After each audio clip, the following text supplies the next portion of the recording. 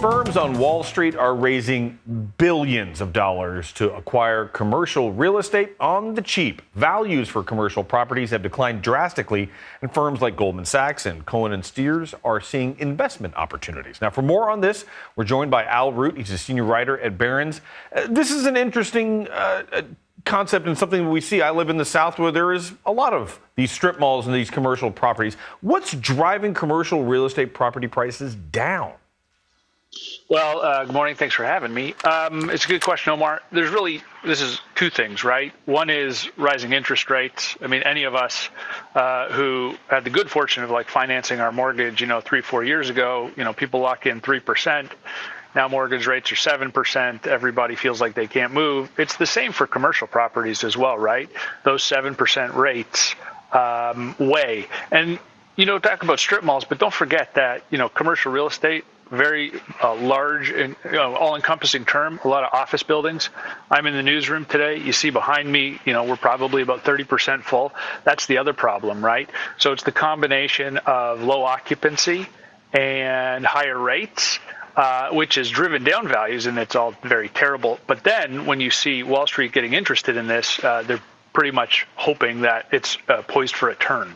So that was going to be my question, which is, what do they know that we don't know? I didn't actually think strip malls and stuff like that. I actually thought office buildings and that people weren't there. And everything that I've read about these office buildings is they don't convert very easily into anything else but more office buildings. What does Wall Street know that we don't know about this commercial real estate market?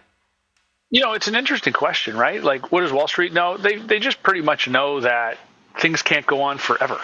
And that's pretty much it, right? So we're at, we have, tying it all together, we got Jerome Powell talking at Jackson Hole this week. We're hoping that the Fed is near the end of its rate hike cycle. We're hoping that mortgage rates or any rates for real estate lending are peaking.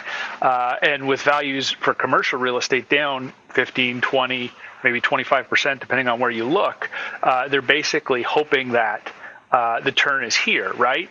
And, all of these things, there's too much office space, maybe we can do something with condos.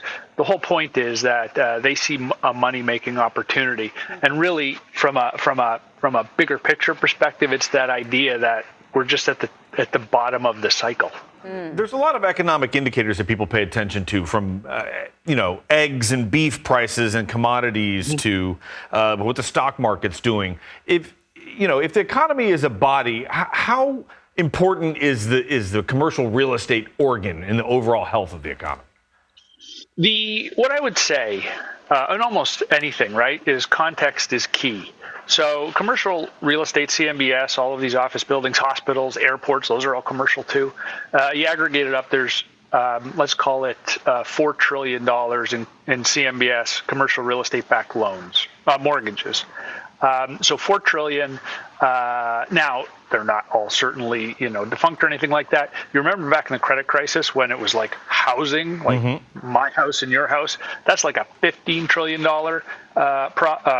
market. And also it was going bad faster than people expected. So from an economic perspective, first thing is commercial real estate's not really going to derail anything.